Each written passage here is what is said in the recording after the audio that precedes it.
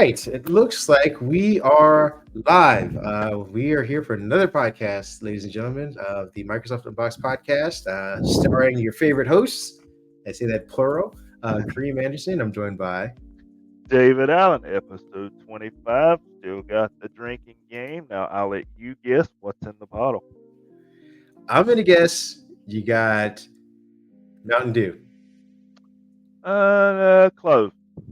Okay. All right. Is it a soda of some sort at least? Yes, it is. Carbonated Yes, it is. drink. Caffeinated. It's actually Mountain Dew's competitor, Mellow Yellow, for those that don't drink. Oh, he's bringing it back, ladies and gentlemen. Bringing it back. For those of you who don't know what that is, go look it up. You'll have all kind of feelings of nostalgia. I'm sure TikTok has a whole channel about it somewhere. But enough about pop culture. Let's get into tech culture. We are talking quite a bit about a few news stories. Only a few having to do with Microsoft. So if you are looking for a Microsoft-only podcast, today is not the day, but that's because the land of Microsoft is pretty quiet. It's usually like that over the summer unless they're firing people. So no news is probably good news in this instance. Just to get people started with what we're talking about, Call of Duty, Modern Warfare hitting Game Pass this week, actually. Microsoft bringing generative AI search to Bing in full form in early testing. CrowdStrike, yes, we have some CrowdStrike coverage. They are claiming that, hey, everybody, the world's mostly back to normal, and we'll get into how mostly we are talking about. We'll also be talking about Microsoft hinting at least in conversations, possible solutions to prevent another CrowdStrike instance. And then you and I, myself, David, will kind of go over the history of how we even got to the situation, and what we could do going forward potentially. We'll be talking about Intel targeting a mid-August patch for a processor issue that they're having. If you're not experiencing it, consider yourself lucky. But for those of you who are, we're going to go over the details about that. There's also been a few insider bills that have dropped this week with a selection of updates, some future ones that you might be appreciating now or in the near future. And then we'll be talking about Amazon losing over $25 billion in its device businesses, what that means for Panos Panay, having to do some cleanup, and what could happen in the future. We're also be talking about OpenAI on the brink of bankruptcy. That's right, ladies and gentlemen. AI may be a thing of the past pretty soon, depending on how you view the future of artificial intelligence or pre-generative large language models. With all of that being said, I'm going to stop talking. I'm going to let my host start speaking. Give us our first headline, please. All right, let's have a little fun in gaming for you Call of Duty folks that have been sleeping under a rock, or if you're up on the middle of the East Coast where I am, you've been floating by a boat. Call of Duty Modern Warfare 3 is on Game Pass. It came July the 24th, so now we have our first edition of Call of Duty to Game Pass. It is available to Game Pass Ultimate subscribers only. And let's see if we have any other highlights we need to talk about. We know that Microsoft purchased the company back in October of 2023. We have been waiting with bated breath for Call of Duty to finally hit Game Pass. We already know that the Call of Duty Black Ops 6 that comes later this year, Microsoft has already said day one Game Pass. So I suspect most people, we're about to be in new Call of Duty season with the beta coming next month. I suspect most people have purchased Modern Warfare 3. So maybe this isn't that big a deal of this title being on Game Pass for those that have it. You've now got your opportunity, but the start of one of the biggest game franchises in history has made its way to Game Pass. Now, my question to Microsoft is this: Modern Warfare 3, great. Call of Duty Black Ops 6 coming up, Game Pass, great. When do I get the older titles for us nostalgia old folks out there? Those are the ones I'm waiting to see. If I had to guess, they're working their way backwards, my friend. Get out some of the stuff that people want and will pay top dollar for before you start nickel and diming for stuff. If I had to guess, imagine if they put out stuff that was like, hey, you can get this older game and all the DLCs and stuff like that in addition for, a handful of dollars. And then I give you the new stuff. You're gonna be like, well, I've already invested in the old stuff. I'll wait to get the new stuff. And Microsoft's like, hey, then the newer stuff brings in more money. I think at least for developers and for the studios of that, I think they want to get that out first. And then kind of circle back saying like, all right, if you're tired or exhausted or bored or don't want to spend that much, here's the older stuff. Or maybe it's just the thing of getting everything on the servers. Maybe some of these newer games are easier to port onto Azure servers because of the way that they're developed than some of the older stuff. And they're probably just working in the background to get all that stuff put on there. Could be. I know it's going to be a different holiday season this year with the Call of Duty being on Game Pass. I think. I mean, myself included. You know, holidays were always good. I'd hold off and get Call of Duty say around Thanksgiving because it hits us on that late October time frame. I think it's October 26th, 27th this year. And I would always hold off, to put down that $70, kind of sit in front of the TV and eat Thanksgiving dinner, playing Call of Duty with my brother, nieces, and nephews. So it's going to be a little different being able to hit that button day one this year and go ahead and grab it. Server overload is coming. I hope Azure is ready. That is true. We're going to move on to our next headline, which is Microsoft bringing its generative AI search to Bing early. Some of you might be scratching your head going, I thought it was already here. I keep seeing all these little prompts for it and stuff like that. But I think Microsoft is saying it's officially going to be here and it's not going away. What it's doing now is for those of you who are testing or at least doing some initial queries, you're probably seeing the scroll up to Copilot kind of thing. This is a little bit different than that. According to Microsoft, the new experience combines traditional Bing search results with both large and small language models. It understands the search query, reviews millions of sources of information dynamically matches content and generates search results in a new AI-generated layout to fulfill the intent of queries or user queries more effectively. So again, this isn't necessarily Copilot. For those of you who are, again, kind of trying to compare the two. I know Bing has Copilot built into it. This is a little different. This is basically taking Copilot's information and putting it next to regular Bing search versus taking you to a different section of the Bing interface or Copilot interface that we're kind of doing now. Because I think currently when you type in something and you need to go to Copilot, it brings up a whole new screen that you have to scroll down and then isolates you from the visual aspects of whatever your search might be, and any other advertising related links or website links. You have them in the footnotes. This new version basically just gives you, for those of you who are listening, it gives you a little box, or a large box actually, to the left of the right of the viewer's screen. And then to the left of it are the search results, which are basically your traditional Bing search. So you can do both versus the Copilot where you just had to go search the footnotes. What are your feelings on this? I know Google's trying to do a very similar thing with Gemini. What are your thoughts about Microsoft's approach? That's kind of where I was going. I'm glad to see Microsoft doing this. Google has been doing it for a little while. It doesn't do it now. I've not used the Bing version. I've not seen what they're doing in the preview personally, but I can say that Google's is pretty good. You don't always get that generative result at the top. You generally, when you type something into Google, you get the generative result. To be fair, the generative result will usually get you what you want unless you're looking at a specific link, then you can scroll down just a little bit. But you never, I think that's key to what you just mentioned.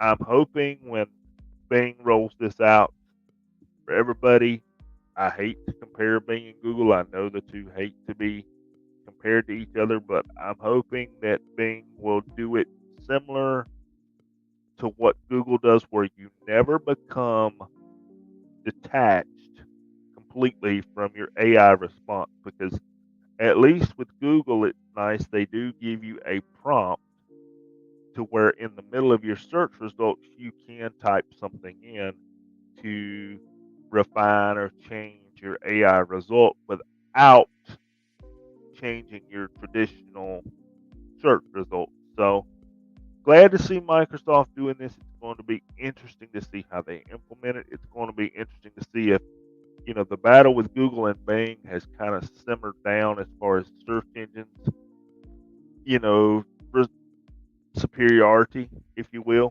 Since AI came out, we were not hearing that the battles between Google and Bing are, hot and heavy. Now, does this reignite that? Does Microsoft care to, have this argument with Bing to have this argument with Google anymore since we have AI? So it's going to be interesting to see where this leads to. Is it just a feature that okay, it does it, we forget about it, or okay, it does it, it's useful, and we decide to go use Bing for things. Yeah, one last note on this before we close out and go our next topic is that Microsoft points out that its implementation, because again, the search results are side by side versus top and bottom, so to speak, is intended to help and not harm, which it does look like it's going to do a decent job of. For those of you who want to get this, because again, as David points out, this isn't ubiquitous. This isn't something that always pops up. You could try doing the prompt, what is a spaghetti western? This is what Microsoft uses in its own illustrations during the blog post that it talks about this on. And what, like I said, it'll give you a breakdown of what it is with some footnotes that link out to other things, and then the search results on the side of that, which are linking out to other publishers such as Wikipedia, Studio Binder, and Screen Rant as examples. So it's going to be great for that, which then puts the onus on advertisers, because I believe they're under the fold of this view, particularly to figure out a way to kind of get back into the forefront of people's searches. Google did a pretty good job of obfuscating that by like only making it really hard and subtle to distinguish between what was a website publisher of legit merit and what was an advertiser who had enough money to get to that spot. The way Microsoft is doing it, they're making it very distinct that this is AI generated, or at least large language model recognized. Here's an actual publisher that has more contextual information for it, and then underneath that, you can track. So we'll see how Google does the same thing, because again, 80% of their business is based on advertising. So I think they'll keep doing what they're doing. But we're going to move on to the next topic, which is CrowdStrike CEO saying that over 97% of Windows sensors are back online. Everyone stop freaking out. What is your take on that? Well, I'm gonna do a two-part here. I thought it was interesting, or maybe interesting is the wrong word, but I think we saw CrowdStrike give out $10 of Uber Eats or something to those that were affected. I did the same thing you did there. I saw that this week where they were sending out $10 gift cards, and I thought to myself, well, you know, you sent Delta Airlines a $10 Uber Eats gift card, and I'm sure that really, that got one person that McDonald's meal where they only had to pay $2 out of their pocket for the Big Mac. Well, I mean, think about it this way. You buy a Big Mac deal or Big Mac Yeah, meal at the airport, you're paying almost $18. That $10 did nothing for all those people that had to wait all those canceled flights like that. They're still losing. They're losing $8 on this exchange. You gotta CrowdStrike. You gotta at least give them 20. yeah, at least 20. I mean, I feel like, hey, it was, a good faith move. But anyway, the CrowdStrike CEO says over 97% of Windows sensors are now back online following the outage. So he says, to our customers affected, please know we will not rest until we achieve full recovery.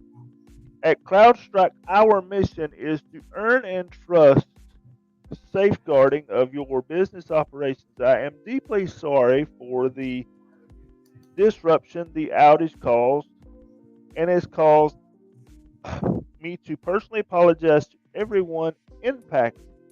So on Thursday, Microsoft came out and says, look, they came out with a blog post that says the efforts to bring Windows PCs affected back online is almost done. The instance clearly shows Windows must prioritize change and innovation in the end for resiliency.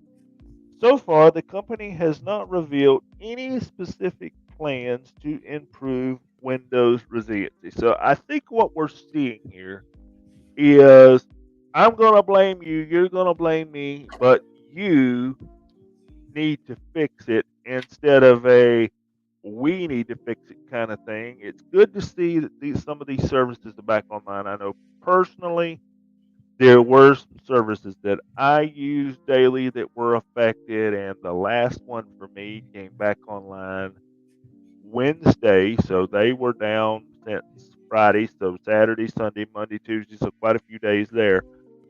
It's good to see that we got this back online quickly. I will throw out there were several fixes posted by both CrowdStrike and Microsoft, and of course the hackers of the world, took their shot at it and also tried to copy some file names and put out fixes that that were still spreading malware. So if you still need to apply a fix, get your fix from the official sources, folks. Don't go downloading, CrowdStrike fix.zip and thinking you're going to fix your issue. Go through the proper channels, because I saw quite a few people on Reddit and other forums that had gotten infected because they thought they were fixing their stuff. Hackers are going to take advantage of everything. Be smart with your fixes. Good job to CrowdStrike and Microsoft for working together a week later. If 97% of everything is restored, that's a pretty good number, I would say, based on where we were at last Friday this time. Now, I think, my co-host and I are going to talk about what Windows needs to do and, how we got into this situation here in just a minute. And that's a whole other topic, but we've got to do better here. We've got to do Agreed. better. And continue on that tit for tat kind of situation where the CrowdStrike billing Microsoft, not necessarily throwing shade back at CrowdStrike, but they're at least saying that, hey, there are ways that we can prevent this. And I believe Microsoft's John Cable, who's the vice president of programming and delivery, spoke to some individuals about that earlier this week, saying that we could basically use VPS enclaves, which is something he highlighted, that do not require kernel access for these type of security services that CrowdStrike offers. Microsoft Azure annotation services is another security measure that could protect putting a PC at risk, which is presented by an app having kernel access like CrowdStrike. So, and again, these are Microsoft related initiatives, so I don't know if they're saying like, hey, we could alone protect everybody. We don't necessarily need CrowdStrike, but they're at least saying that we don't have to give CrowdStrike kernel access, and I don't know what that means for their business going forward if that were a situation. But the examples that he was mentioning basically use modern zero trust approaches and show that what can be done to encourage development practices that do not rely on kernel access. And this is what Cable's saying. They will continue to develop these capabilities, harden their platform, and do even more to improve the resiliency of Windows ecosystem. To CrowdStrike's complaint, locally and collaboratively with broader security community. So, on the front, everyone doesn't want to be blamed for this situation. I know Microsoft definitely doesn't want to be, and for as much as we give crap to Microsoft and flack for what their security lapses, which is necessary, this one really isn't their fault. Now, with that being said, everyone's had about a week to kind of mull over this whole situation, and everyone's been asking, again, why weren't Apple devices or Linux devices who also use CrowdStrike effective with this? So going back to some of this, we've done some reading and research and found out that the reason why Microsoft offers the kernel access that it does to CrowdStrike and other services is because it was a provision that Microsoft kind of gave the EU back in 2009 when it was going through antitrust trials. And Microsoft offered this up, saying that we will allow other companies, services, organizations access to the kernel. And they only offered it because they have access to it. And this is the only way for things to be fair. Microsoft was using the kernel access to power its own security services that it offers at a price. Microsoft sells its own security initiatives. For those of you who are enterprise organizations that need, levels of security, you know all about this. And Microsoft didn't want to give up that business because solution, alternative to a VBS Enclave or Azure attestation services, is to just nix anybody's access, even their own access, saying like we don't have access to the kernel, nobody gets access to the kernel, and that's basically what Apple really does, what Linux does.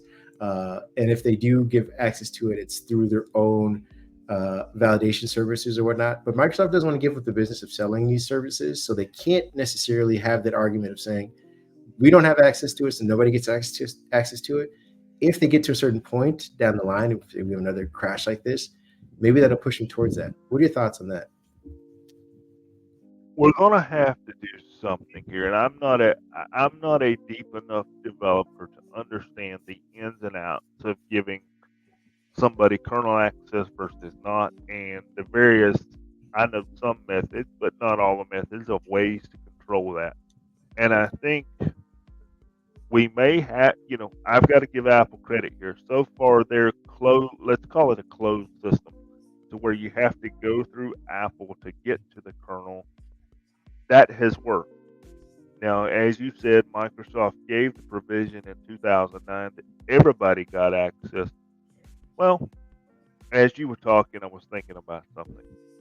What do we do these days that everybody does? You submit your Xbox title, your Google app, your Apple app to a store. It goes through testing, it goes through these provisions. Okay, your app is allowed in the store. So I would be okay with everybody getting access to the kernel, knowing the rules to get access to that kernel.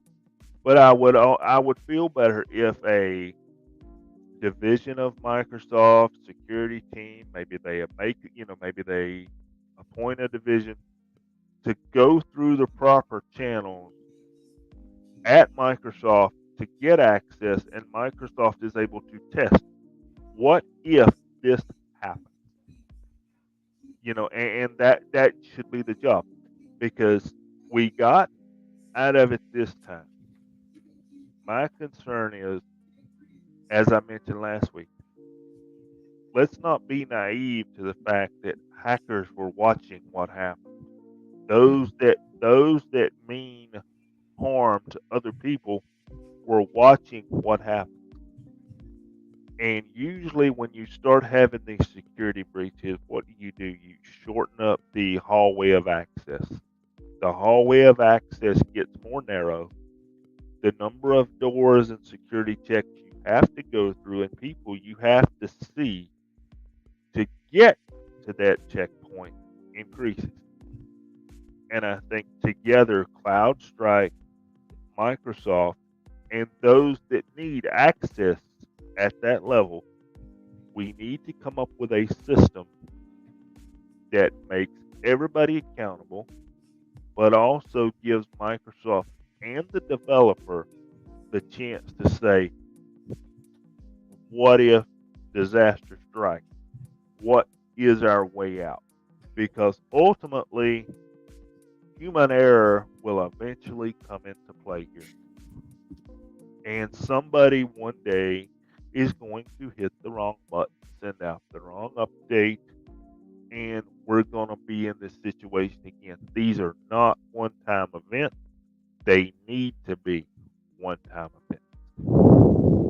Yeah, I will let you have that last word. We're going to move on to another issue that happened this week regarding Windows PCs for the most part, and that's Intel finally admitting that there is an issue with their chips and coming up with a solution that they should have out by the end of next month.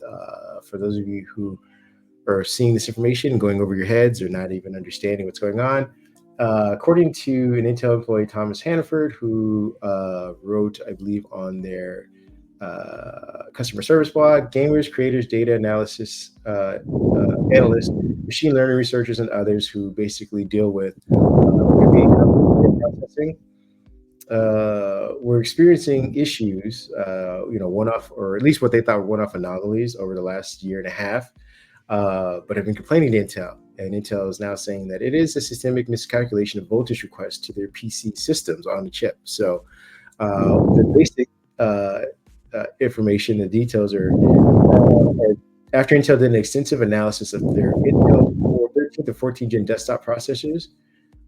They returned with the answer that it's an instability issue that they've determined that elevates operating voltage, which is causing instability issues in those same processors. Their analysis returned that processors confirmed that the elevated operating voltage is stemming from a microcontroller algorithm, resulting in incorrect voltage requests to the processor. So essentially, whenever somebody starts to push your system, say you're pulling down a ton of data from the cloud to run in models for machine learning, or processing it for extended periods of time through maybe Power BM for analysis or whatnot, or if you're doing some heavy gaming. Again, these are for the 13 to 14 desktop processors, so they're not the UNH series that we get in these ultrabooks or whatnot. So this is probably why it's not widely reported. Whenever that chip hits a certain point, the algorithm in the chip that says, "Hey, beef up the power necessary," also says, "Heat the chip. We need more power. We need more heat. We need more voltage to this thing," and that ends up overheating, usually crashing the system. If that's the best case scenario. Worst case scenario is that it's fried a few motherboards. So Intel has also said that it is, in addition to sending out a new algorithm in a patch assigned for mid-August, that they are also replacing people's systems on a chip that have had severe damage done to it. What are your thoughts about that? Intel saying, "Hey, you guys have been complaining over the last year chips have had issues. We believe you, and here's the solution." It's about time. I'm glad that Intel is taking action. I'm glad that it doesn't seem to be a widespread issue. But my question is this: what are they doing for the people whose machines did not survive? That's Well, that's what I'm that's saying. They're offering to replace those motherboards or those systems, I suppose. all right. So I'm not going to use anything that we review for because I don't want to put anybody in a bad light. So you've got Steve's PCs out there, and Steve makes custom built PCs and he sells them. And one of Steve's customers gets a hold of this, and they have the issue. So what is Intel doing here? Are they compensating the customer to get Steve's PC replaced, or Very good question. I mean, if I had to guess, and this is always a cynic in me, they are going to nickel and dime this person to say, yeah, "Hey, we will replace the broken part of the Intel chip. Anything else that burned up or fried up, that's on you, my friend. We that, are not." Yeah, that's where I'm going with it. And you have to be careful how you do that because lawyers out there are listening to this, and yeah. this is how we get those class action lawsuits and those FTC investigations. Where somebody says that Intel should have replaced my entire PC because my CPU was overvolted, my graphics card didn't survive, and I've got a $2,500 4090. That's an NVIDIA problem. They should make more fire retardant, fire resistant chipsets. Okay, got no control over that. But I will say I'm glad to see Intel acknowledge this. It's one of those things they could say, well, it's last generation chip, tough cookies. At least Yeah. at least they're acknowledging and offering to help the consumer. Agreed. We'll see. We will update you guys when that microcode update comes out and see if it's fixed anything or made things worse. Moving on to our next topic, we'll be talking about a lot of Windows 11 builds this week. That includes Canary and the release preview. Came with some updates. So those of you who are testing the insider stuff, you may or may not know this information, but on this podcast, we don't talk very much or go elaborately about these updates, but we might as well let you know what's coming down the pipe. If you're running any of the latest versions of the Windows 11 Insider builds on your PC, you'll see some version of these updates coming. And those of you who aren't, just be prepared that these will be rolling out probably in the fall when they have the official Windows 11 big update, and that is new stuff to the lock screen. You are now having sports, traffic, and finance content will appear alongside the weather. Some of us have already been playing around with that. But you can go to the settings to personalize what shows up on the lock screen as far as information is concerned. If you don't want any of those like little widget cards on the bottom, you can probably get rid of all of those. If you just want to know about sports, just want to know about the weather, you can kind of customize that. The start menu. We'll also be getting some new stuff. The new account manager is on the start menu. So you'll be able to kind of get a new briefing on kind of what's in your system itself. When you use the Microsoft account to sign into Windows, you'll get a glance at your account benefits. Stuff from like, if you got stuff in OneDrive or extra storage or any of those kind of things. You'll also be able to pin apps from the start menu to the taskbar by dragging and dropping. So it's less of a manual click, pin to taskbar as much as it is you just grabbing the icon and putting it down the taskbar and it's staying there. The File Explorer is getting some new stuff. You can now use your mouse to drag files between breadcrumbs in the File Explorer address bar. So this is becoming more fluid of the File Explorer. A breadcrumb shows in the path that you're trying to create in the file location in the address bar. So you can just basically drop in things in that address bar to kind of get to the location you need to go to. You're getting new emojis. This adds an update for emojis 15.1 with Windows supporting Unicode symbols like shapes for family groupings. Windows will also be keeping the people's emoji profile together as well. You can also choose right or left facing directions for some of the people in the emojis, depending on what you're trying to convey. Some of the emojis that are also coming, or support for additions, are horizontal and vertical handshakes, a new Phoenix emoji, lime, brown mushroom, and a broken chain. I don't even know what those conversations are all about, but I'm not going to be using them. Hopefully, you'll be getting a new Windows Share. This is an update that features that stops you from accidentally closing Windows Share windows, making it a little more resilient. You can directly share to specific Microsoft Teams channels through this new window. You can also make quick response to QR codes for web pages and URLs as part of another sharing option in this thing. You can also send emails to yourself for the Windows Share menu. So if you're just trying to remind yourself of things that you need to do or things you need to research, you can do that. You can also copy files from the Windows Share window, which is kind of cool. So it's kind of a living, breathing sharing option, kind of like a clipboard on steroids. Windows backup, you will now be able to back up your sound settings, which is kind of cool. Whenever you start up a new machine, you can bring all of that stuff with you. If you have particular hearing issues or situations that you want to make sure that are to your liking.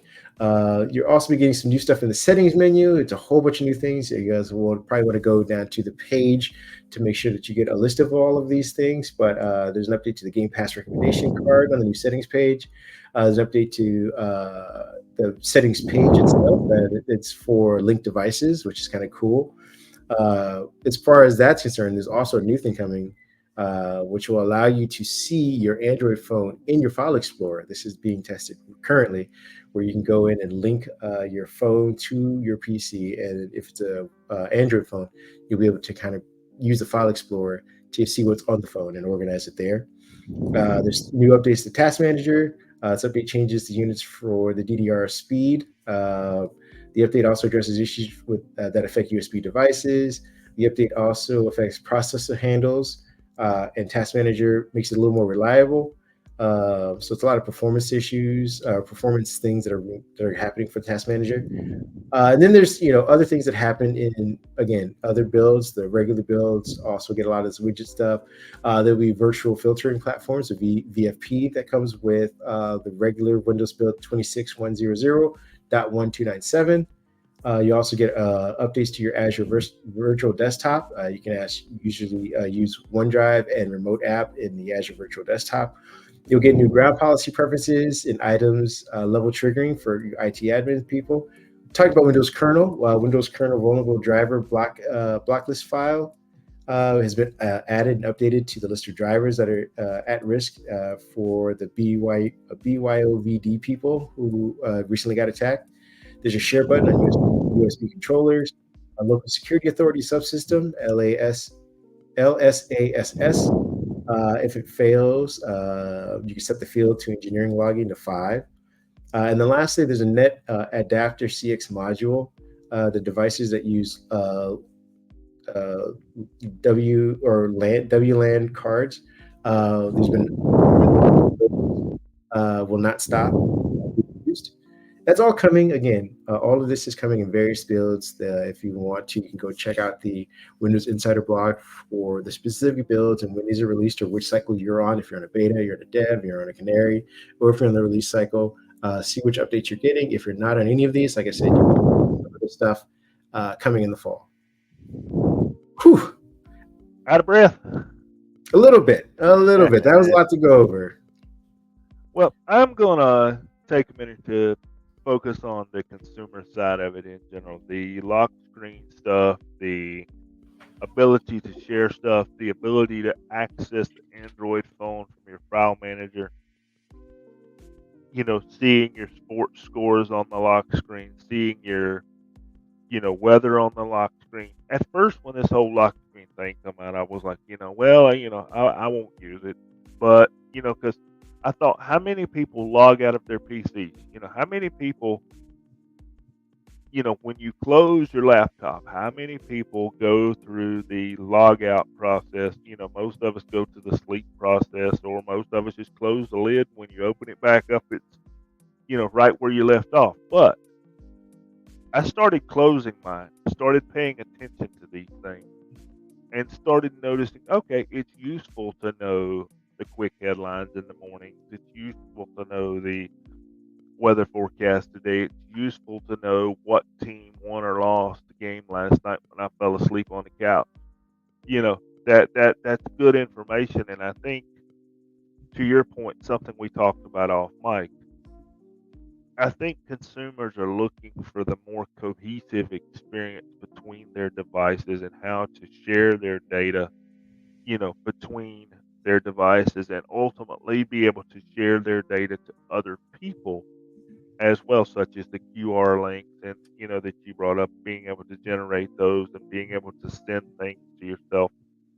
And these are things that Windows is doing that my buddy here who bought himself an Apple laptop this week hasn't Traded for. I didn't traded spend for. any money Okay, on Apple. okay, no money out of pocket. No money out of pocket. Yes. But Apple, they stay within their ecosystem. You can share it to your phone. You can share it back, and then you have to make an extra move there to do something else with it. Usually. So I enjoy seeing what Microsoft's doing here, to where I sit down at my PC. Most of us have got our phones beside us. I don't have to take my hands off the keyboard deck to interact with my phone or interact with someone else using my phone. To me, that's more efficient. And I think Yeah. that's what Microsoft is going for here. When you get that more efficient workflow, everything's better. And, to Apple's credit, they have shown the ability in the new Mac OS and iOS updates coming later this fall that, okay, you can access your phone from your Mac. We'll have to wait and see how far they let you go with that. But I'm glad to see Microsoft is open to, making it one experience as much as possible without having a Surface Duo 3. There you go. One last bit. This is probably just revealing about myself. I usually see and use other people's lock screens for information for myself. I work in an office, and there have been plenty of times where people leave their computer, which means that the lock screen is initiated. All that information that they have. So if it's a sports score, I'll be using it a lot more as a voyeur myself during the Olympics. If I'm walking from the kitchen True. or office kitchen to the water cooler to the bathroom, I pass these lock screens that have information on them. And sometimes if they have the sports scores on there, I can look just down at somebody else's screen. I'm not hopefully not invading their own privacy, but if they have the sports score up there, I can be like, oh hey, the women's US team just won. And then I can run to my own computer and unlock it and get that more in depth about it. I wonder if that's also a thing running through the heads of Windows engineers as they put this on. Because again, the lock screen is only for the lock screen user.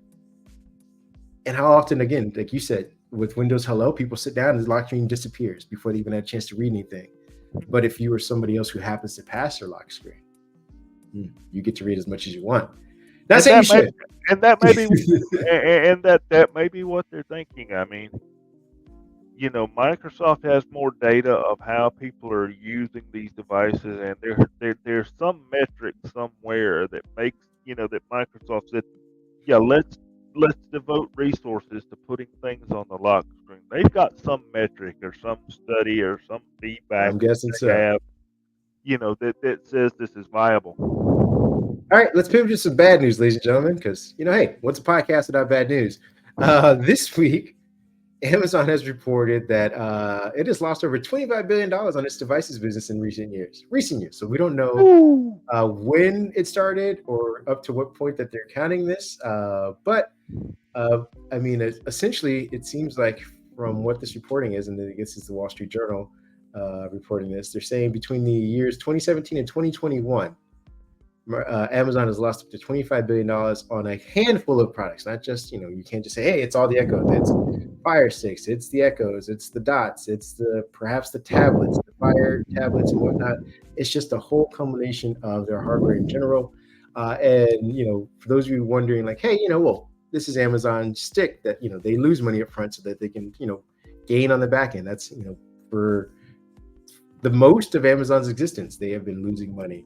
But they've recently come into, turning that into a profit and becoming the world's online store, and it's worked out for them. So why is everyone getting up in arms about this in particular? Well, I think it's because hundreds of millions of millions of Amazon devices are used by customers around the world, but they're not seeing the revenue from it. What is the purpose? I think, we have to sit and ask ourselves, what does an Amazon Alexa device do differently than your phone? It does a few As things. It does a few things differently. It does a few things, but in the context of shopping, which is what Amazon is known for. I mean, again, they're known for their cloud services. That is basically what powers powered a lot of that front end revenue dump. But as far as the online business is concerned, what does an Alexa do that's different than your phone when it comes to shopping? Because I feel like a lot of people do a lot of shopping on their phone. My wife does a lot of shopping on her phone. When is she ever going to use an Alexa device, an Alexa powered device, to do that same equivalent to shopping that would justify its cost? I'll let you answer that one. And I think you're on the tip of the iceberg of exactly where I want this to fall. My sister, when she moved into her new house, she wanted, she was trying to figure out what she wanted, and she moved in around the holiday season. So, when the Alexa devices went on sale, she's a big Amazon buyer. What did I do? I went out and I bought her some Alexa devices for her house. And they use the Alexa devices. And if you notice, when you use an Alexa device, it does have the ability to read playlists from Apple Music, YouTube Music, etc., Spotify, and you can access those sources. And I have spent considerable amount of time at my sister's house from time to time, and I have noticed that what they use those devices for is playing music. So I sat down to see what the devices were capable of. And as long as you stay in the Amazon ecosystem and it can read you the news from what it considers the news source, that's the catch. What it considers the source is what you get back. Like if you ask for sports scores, it's going to give you the sports scores from where they consider the news. It's a very closed ecosystem, and there is no access to like your Gmail. Hey, read me that email. There's no access beyond the Amazon ecosystem, really, other than music.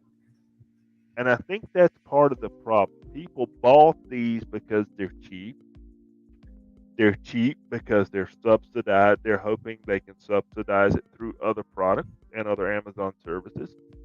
So you now have millions and millions of Amazon speakers, that are just that. They're speakers.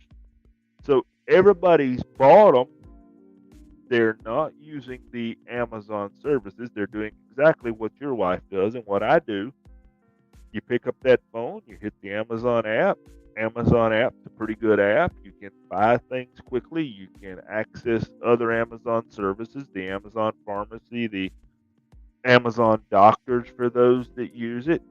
Uh, if they would open up the ecosystem a little bit to where Alexa can access other services or can get to your Gmail, can send messages a little easier, maybe more people would buy them. But when you start adding services, the development costs go up, then the cost of the device goes up, then you've got competition out there with the Google speakers. So there's some turnaround here, and I will bring up one final thing. We did bring up something last week to where Xbox is now on the Fire Stick. Our good buddy, former Microsoft executive Panos Panay, is over there. His job is to, or part of his job, I would think, would be to turn this $25 billion loss around, or like you said, turn it into millions of dollars instead of billions of dollars. That's a start. They've probably sold quite a few Fire Sticks in the last couple of weeks. Yeah, And no, I wanted to add just a couple notes that again, it isn't just entirely the speakers or whatnot are a cost. They've also had some large endeavors such as uh, the Astro Home Robot, which is a $1,600 robot that they tried to that's sell right. that went Yeah. nowhere, got discontinued. They went all in on their Amazon Halo Fitness, which is that band plus the software that goes behind it, probably getting the R&D and medical certifications. That I believe that's all being discontinued going I didn't forward. even know about Records. that one. Exactly. There's the Fire Phone that they tried to produce in the wake of Windows Phone and everything else kind of going out, and that never really came to fruition. But again, millions, if not billions of dollars spent on R&D for that. So to your point of Panos Panay kind of coming in and turning things around, we do know that he likes to experiment with certain large ticket buys for hardware. I just want to know if he's going to focus on that. And maybe they'll let him run with that. Maybe he will produce something that is, worthy product wise, that it will have a higher price tag, but is the top of what needs to be done for Amazon. At the end of the day, though, what Amazon's really banking on, and we'll see if you can lead the charge for this, is part of like left Windows, is because Remarkable Alexa is an initiative which is basically a way to charge people for Alexa AI services and machine learning and all that extra stuff that comes into it. They're hoping that they can get people hooked on using Remarkable Alexa, basically the AI service, and pay for that service, and it will then justify and pay for part of the hardware, R&D, or the hardware money sink that goes in initially to create these things. Because right now, no one pays for Alexa, it's made on razor thin margins, and it doesn't really drive shopping revenue. Going forward, they're hoping that maybe Panos and his team will create a device that is less worthy that will have this service attached to it. So you pay the $250 to get whatever this device is, plus another $20 a month to use the service. And at the end of the day, that subscription will then pay for all of the stuff that comes afterwards, the support and things like that. And then maybe they don't have to rely so much on people just shopping. And maybe this will be bundled. Maybe they figure out a way to say, here's a device. And if you have Amazon Prime goes up $10 for everybody in general because we're using the service. But for you, you don't have to pay for it up front. If you don't have Amazon Prime, you pay $20 a month to have whatever this new AI service is that will help this device do what it needs to do. But at the end of the day, last point is that Amazon needs to make money, and that losing $25 billion over 4 years doesn't go unnoticed. We'll get on to Well, our last. Go ahead. You put the last I'll, word on that, I'll, and then we'll I'll get on say to one topic. more thing. I could see a world where you brought up a very valid point there. I could see a world where, you know, we all live in subscription world where everything is subscribed, everything is the monthly fee. Some of us are facing subscription burnout, and they have started trickling more things into Amazon Prime or discounts because of Amazon Prime. I could see a world where Amazon Prime goes up for everybody because we're all making purchases. We're all using that free shipping, and they could probably get away with that as long as they push some type of value added service in there. I think when I first started Amazon Prime, it was 75 a year, and I think now it's up to just a little over 100. I don't know the exact price, but I think It's close to like 120 or 125 or something like that. you It's know. jumped up from. But based on the package volume that most people have, I mean, if we're honest with each other, Yeah, you know, we're getting our value with the free shipping out of the $125. Now Walmart's doing pretty strong from what I see with Walmart Plus and trying to counter, the shipping side of it. But I'm gonna say it, I would pay Amazon more money if they would, throw in some value services. I wouldn't be afraid to be 130, 140, 150 as long as they let me have the shipping and the items the way they are. Sure, if they need to bump that up, I'm okay with that because I just ordered some stuff with UPS and FedEx from non-Amazon outlets, and it's the first time in a long time that I had looked at the shipping bill and I went, "Oh," and I'm like, "Yeah, you know, okay, I get it. I'm saving money with Amazon Prime, so I'm okay with Speak, if they speaking of need to bump." which, Sam Altman's going to put you to the test on this one. Our next topic, basically, OpenAI is on the brink of bankruptcy. Could be on the brink of bankruptcy in the next year or so, because they are projecting 5 billion in losses a year so far. And Sam Altman has David specifically. Would you pay more for OpenAI, please? Keep us in business, sir. We would love for you to pay more monthly for OpenAI so that we can put a roof over our heads and food in our bellies. Uh, More details basically are coming out from who's reporting this. Let me make sure the information. Uh, OpenAI has reported a loss of, I believe it's $5 billion over the year. And more details are basically that the startup spends about $7 billion on training its AI models and about $1.5 billion on staffing. So if you do the math on that, you're looking at about $8.5 billion out the door. And what it makes, though, is about 3.5 to 4.5, depending on the business model breakdowns of generated revenue. Again, that's not necessarily profit, but at least it's generated revenue.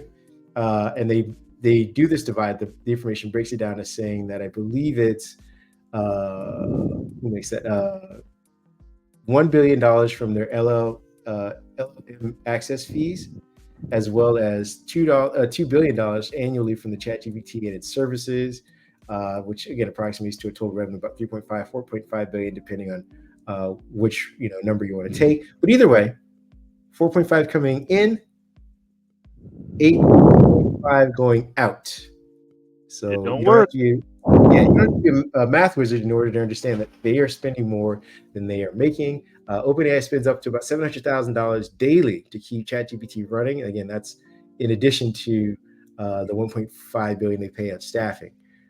This comes in light of, we tell you about this number all the time. Microsoft's spending about 12 to 13 billion dollars in initial investment. OpenAI has had, I believe, they had about 5 or 6 rounds of funding in order to, keep themselves afloat. But at the end of the day, the numbers just aren't adding up for them. And I believe they're already at capacity when it comes to the servers that they use. I think it's 290,000 of its 350,000 servers dedicated to OpenAI assistance for ChatGPT, and not everything else that they do with it. They've raised over their lifetime about $80 billion. So they're still spending more than they're getting if they're coming this close to being potentially bankrupt.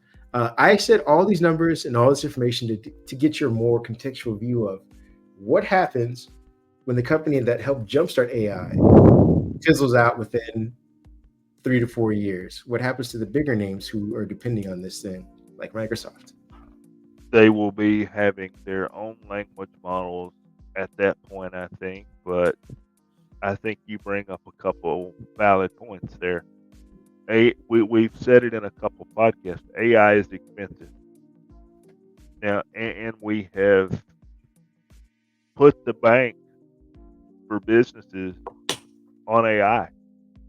I was the guy that when we first reported about AI roughly 2.5 years ago or so, I said, "Now, not going to use it. I don't see the point. I want traditional search." Well, I've got to eat those words and say that I use my Copilot button on my keyboard many times a day. And somebody will buy the assets of OpenAI if we have to go down that road. But I think ultimately that somebody, whether it's Microsoft, Amazon, Apple, somebody else, will still have to eat that cost. And we have seen where Google has come out with more efficient AI CPUs for servers. Microsoft has put some on stage in some of their events in the past year. If we're going to stay on this AI road, we've got to do it cheaper and we've got to do it more efficiently, because I think everybody, and I could be wrong, I would love for somebody to leave us a comment on this, or hit me up on social. Show me somebody that is turning or breaking even. Let's go with that. Show me somebody that's breaking even, that's running active language models such as ChatGPT, Copilot. Are we not thinking about the cost? Did we just assume that it would be paid for? Apple worked a deal with no money. You know, Does that money save OpenAI? Maybe, maybe not. But it's expensive. We've got to come up with a way to at least break even on this deal, or all, including our lovely Copilot PCs, it all eventually doesn't work. Yeah, I will end on this brief note: is that OpenAI and Microsoft and everyone else are trying to convince the wrong audience right now about the virality of AI, large language models. These things are being more profitable for, we've said it before, customer service. This is for your, banks of, overseas customer support services. If you're trying to save money and not have, people from China, India, Africa, and these other nations, hauling in all your customer support, you're trying to relieve that pressure as your business. This is what AI is used for. They will use these large language models to process the millions of adaptations of customer complaints and calls that you could have, and then repurpose it with AI to walk people through these processes. That's where you sell this thing. Giving us free access to, generative AI for creating images on our phone, or even recall, things like that. They're spending money and not giving the consumer a real good reason to use this stuff for free at the moment. So they're just burning up front to be like, hey, this could be super cool, and would you pay for it later? Instead of saying, hey, these people right now are willing to pay for it. So screw trying to sell it to the consumer. We're going to sell it to the people who can make business decisions off of this and make tons and give us tons of money in revenue. We don't need to give out free versions of this. We don't need to give out a free version in Gemini. We don't need to give out a free version in Copilot, at least for businesses, or Bard, or any of this stuff. Like, we don't need to tease out, or Samsung AI. Like, we're spending money to hopefully make money later on, versus saying these are the business aspects of the thing that we're using, and people will pay for it upfront.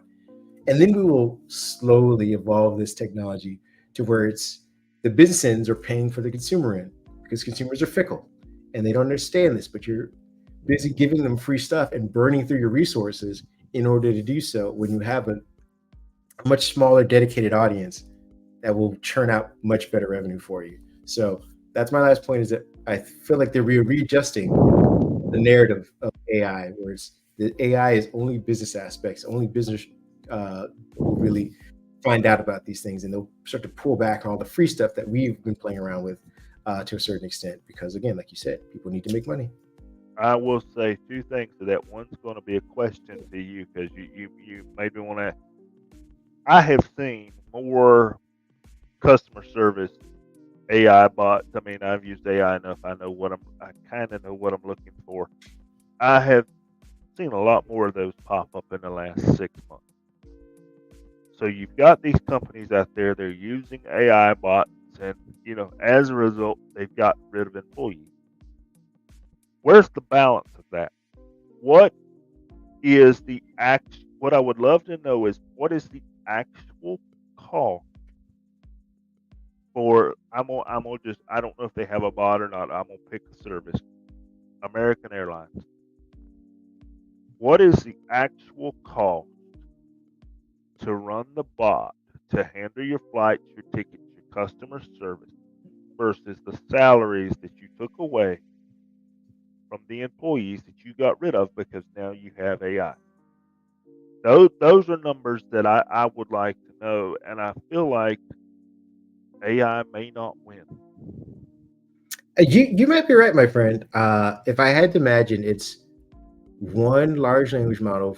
You say the service or subscription, even if it were, $500 a month, and you had to pay. And again, I'm assuming these employees are contracted; they're not getting health and service benefits or any of that kind of stuff. They're just, hey, you're paid hourly, and you're probably paid crap hourly, but at the bare minimum, you're making $10 an hour to field these phone calls, and you have a bank of 50 or so.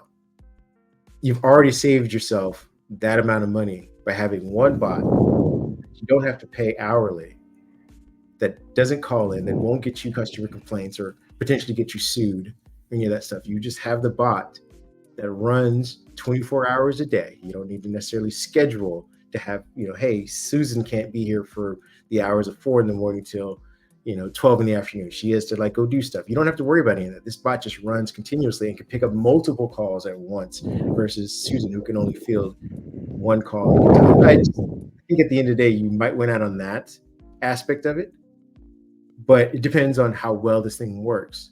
You may need to call Susan because she has empathy. She is personable. She can pivot much quicker on a dime, barring whatever the situational circumstances are. She has that knowledge and experience or whatever context that might be necessary.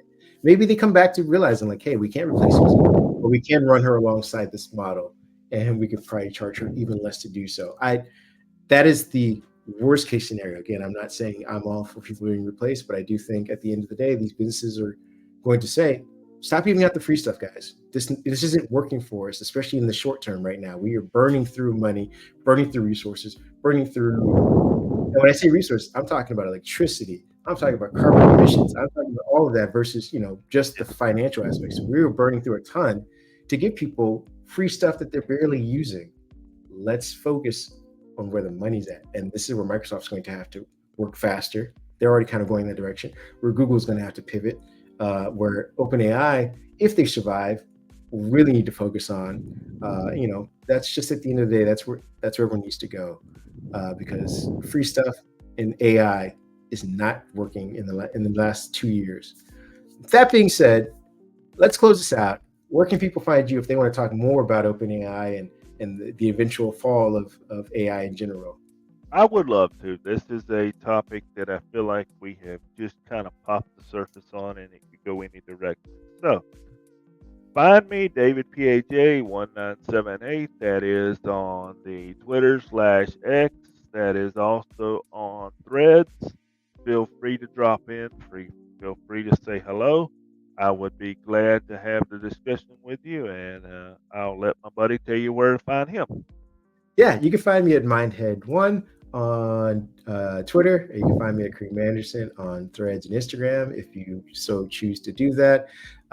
You can also just find us at our website. You're more than welcome to jump to our comment section. Let us know what you feel about the things that we were reporting on. Yeah, so that's where we're at. We hope you guys have had a great week. Again, we know this is kind of light on Microsoft specific news, but again, we said during the summer, this is usually where they just kind of do quarterly earnings reports, but I believe they will have next week, and we'll see who gets fired after that. But in the meantime, it's just we will bring you all the news that is tech related and that's at least adjacent or tangential to Microsoft's interest. That being said, get out of here, go enjoy your weekend, touch some grass, Enjoy the weather if you can.